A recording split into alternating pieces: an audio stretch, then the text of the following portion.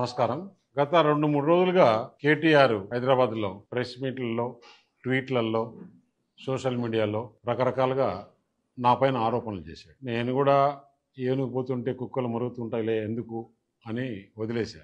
కాకపోతే ఎక్కువ అయిపోయింది. అతను అన్నాడు 2 ఆరోపణలు. ఒకటి, తెలంగాణకి ఏదో లోన్ ఇప్పిస్తే దానికి నెక్సెస్గా నాకు వర్క్ ఇచ్చారు. 1660 కోట్ల రూపాయలు సీఎం రమేష్కి హైదరాబాద్లో వర్క్ ఇచ్చారు. కేటీఆర్ ప్రభుత్వంలో ఉన్నాడు 10 సంవత్సరాలు. 1660 కోట్ల రూపాయలు నామినేషన్లో వర్క్ ఇస్తారా ఇవ్వరా అనే నామ్స్ కూడా తెలియని అజ్ఞానే.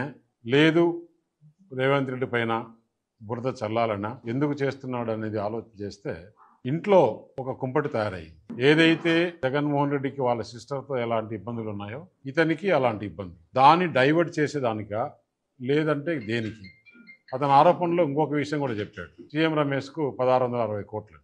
నేను మొత్తం దాని డీటెయిల్స్ అని తెప్పించా. అక్కడ రోడ్డు టెండర్ జరిగితే దాదాపు 5-6 మంది పోటీ వేశారు. పోటీ వేసిన దాంట్లలో Ritvik projects, Mega engineering, LNT, Raghava, ఇంకా 1-2 కంపెనీలు ఉన్నాయి. అది కూడా 1-2 ప్యాకేజీలు అయితే ఒకటి ఎల్ఎన్టీకి, ఒకటి రిత్విక్కి L1 అయింది. చాలా మంది పోటీ వేశారు. జరిగి కూడా దాదాపు 3 నెలలు అయింది. రిత్విక్ ప్రాజెక్ట్స్ లో నేను డైరెక్టర్ కాదు, నేను మేనేజ్మెంట్లో లేను. ఆంధ్ర వాళ్ళకి తీసుకుపోయి ఇచ్చాడు అన్నారు. ఆంధ్ర బీజేపీ ఎంపీకి ఇచ్చాడు, ఆంధ్ర వాళ్ళకి ఇచ్చాడు. తెలంగాణ మనం కష్టపడి తెచ్చుకునింది ఇందుకేనా తెలంగాణ అని కూడా మాట్లాడాడు. 10 సంవత్సరాలు ప్రభుత్వంలో ఉన్నారు. 10 సంవత్సరాల ప్రభుత్వంలో మీరు దాదాపు 6-7 లక్షల రూపాయలు అన్ని డిపార్ట్మెంట్స్ కలిసి వర్కులు జరిగాయి. అంటే ఒక కాళేశ్వరమే 1,00,000 కోట్లు. అలాంటివి మీ వాటరు గురించి జలమిషన్ అని చేశారు తెలంగాణలో. అది ఒక 30,000.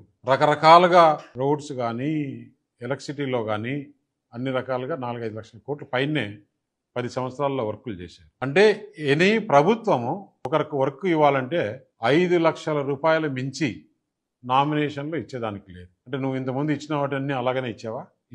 ఇన్ని వర్కులు నీ ఇష్టంతో నువ్వు ఎవరనుకుంటే వాళ్ళకి ఇచ్చేసావా? దానికి ఒక ప్రాసెస్ ఉంది. టెండర్లు పిలుస్తారు. ఎవరు తక్కువ కోట్ చేస్తే వారికి ఇచ్చే ఆ మాత్రం జ్ఞానం కూడా లేకుండా నాకు రేవంత్ రెడ్డి తెలంగాణ ముఖ్యమంత్రి స్నేహితుడని నాకు వర్క్ ఇచ్చినారని చెప్పేదానికి అయింది కదా. మరి మీరు ప్రభుత్వంలో ఉన్నప్పుడు ఇదే రిత్విక్ ప్రాజెక్ట్స్ తుపాకులగూడెము 2,000 కోట్ల రూపాయలు పనిచేసి అప్పుడు మీరు ఇచ్చారా? ఏం మాట్లాడుతున్నావు?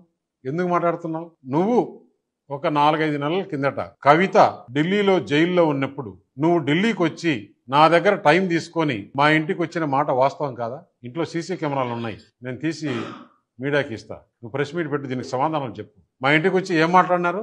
మేము చేసిన అవినీతి అన్ని కూడా ఈడీ, సిబిఐ లేకుంటే కవితను బయటికి వదిలేదానికి ఏర్పాటు చేయండి. మేము బీఆర్ఎస్ పార్టీ దేనికైనా సిద్ధం. మేము బీజేపీలో మెర్జ్ చేయాలన్నా కానీ, బీజేపీతో అలయన్స్ పెట్టుకోవాలన్నా కానీ దేనికైనా సిద్ధం. అంటే నేను తీసుకునే నిర్ణయం కాదు, పెద్దలతో మాట్లాడి చెప్పాలని.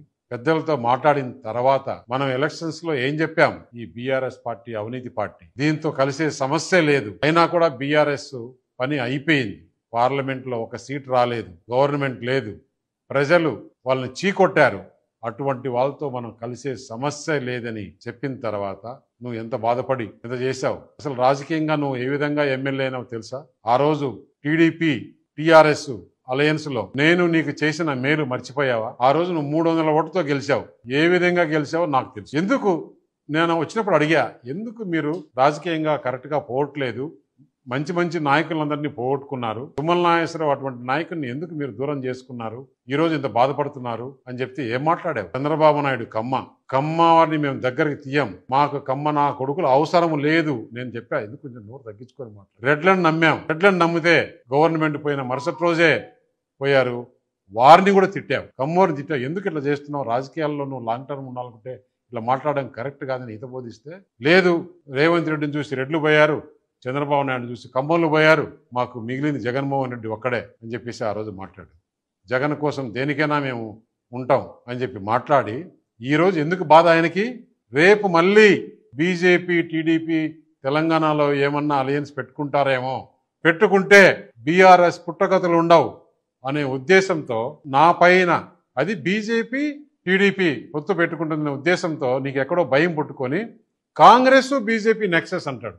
కాంగ్రెస్ బీజేపీ నెక్సెస్ అంటే ఎవరన్నా దేశంలో ప్రపంచంలో నమ్మేవాళ్ళు ఉన్నారా? కాంగ్రెస్ కు బీజేపీ ఎంత దూరం? కాంగ్రెస్ విధానాలకు అగనెస్ట్గా పుట్టిన పార్టీ బీజేపీ. ఈరోజు దేశంలో ఎక్కడ కూడా మనం చూస్తున్నాం, రాహుల్ గాంధీ ప్రధానమంత్రి, వాళ్ళంతా కూడా బీజేపీకి ఇబ్బందులు పెట్టాలని మొత్తం ఇండియా అనే కూటమి కలుపుకొని చేస్తుంటే బీజేపీ కాంగ్రెస్ నెక్సెస్ కోసం రమేష్కు వర్క్ ఇచ్చినారని చెప్పి దానికి మాట్లాడే కొంచెమన్నా జ్ఞానం ఉండాలి కదా. అయినా కూడా నువ్వు మాట్లాడే ఈ మధ్య టీవీలో చూస్తున్నా, నాకు సంబంధించిన విషయం కూడా కాదు, నీ గురించి చెప్పాలి కాబట్టి చెప్తున్నా. నువ్వు మాట్లాడే లాంగ్వేజ్ ఏంటి, నువ్వు చేసే బిహేవియర్ ఏంటి? వాళ్ళెవరో లోన్ తెచ్చుకుంటే తెలంగాణ గవర్నమెంట్లో భూములు తాకట్టు పెట్టి దానికి నాకి లింకు పెట్టి నాకు వర్క్ ఇచ్చారని చెప్తావు. అంటే ఒక ముఖ్యమంత్రి వర్క్ ఒక కంపెనీకి ఇవ్వగలుగుతాడా? అంటే 10 సంవత్సరాలు నువ్వు చేసిన పని ఇదేనా? 10 సంవత్సరాలు నువ్వు చేసిన పని ఇదేనా? నువ్వు లిస్టు తీద్దామా?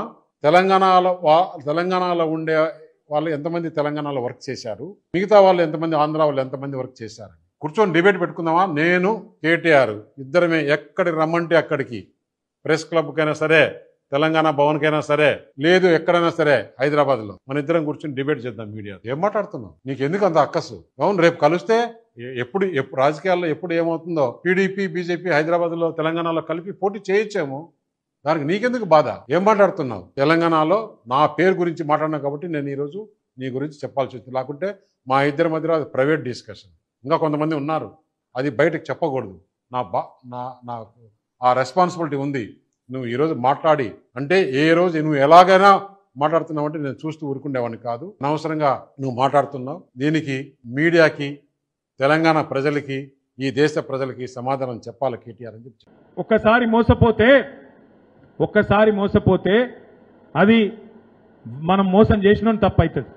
ఒకసారి మోసం జరిగితే మోసం చేసినోని తప్పు. కానీ రెండోసారి కూడా వాని చేతులనే మోసపోతే ఈసారి తప్పు మనదవుతుంది, వాళ్ళది కాదు. దయచేసి మీరు యాద పెట్టుకోండి.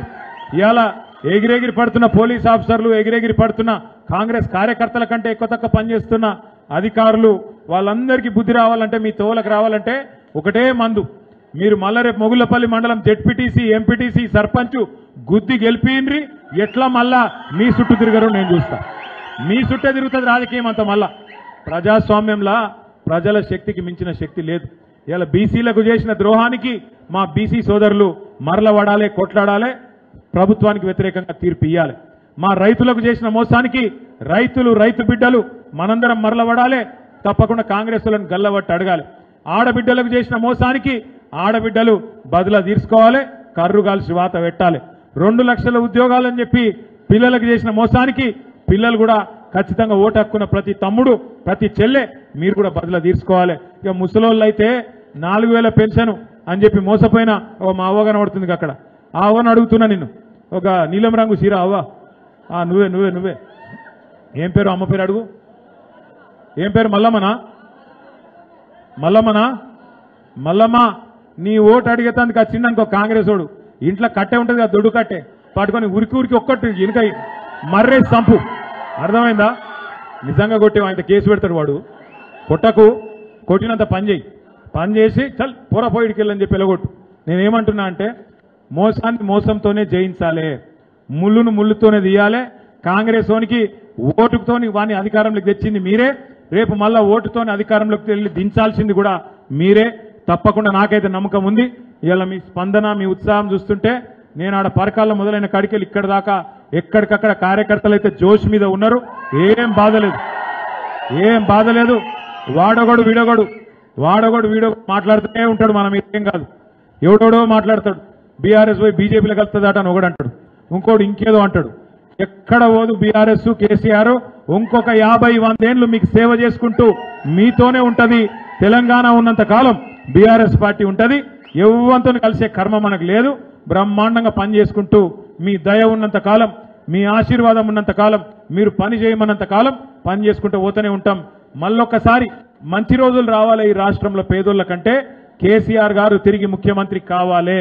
దానికోసం అందరం కష్టపడదాం, అంకిత భావంతో పనిచేద్దాం.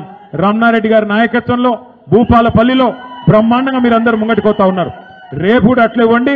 స్థానిక సంస్థల్లో రమణారెడ్డి గారి నాయకత్వాన్ని బలపరిచే విధంగా బ్రహ్మాండమైన తీర్పు మీరు ఇవ్వండి. తప్పకుండా రేపటి రోజున మళ్ళీ ఒక్కసారి కేసీఆర్ ముఖ్యమంత్రి అయిన తర్వాత మళ్ళా మనకు మంచి రోజులు వస్తాయని చెప్పి మీకు విన్నవించుకుంటూ ఈ రోజు నన్ను ఇసుపేట గ్రామానికి ఆహ్వానించిన మీ అందరికీ కూడా పేరు పేరున మళ్ళొక్కసారి ధన్యవాదాలు తెలియజేస్తూ జై తెలంగాణ.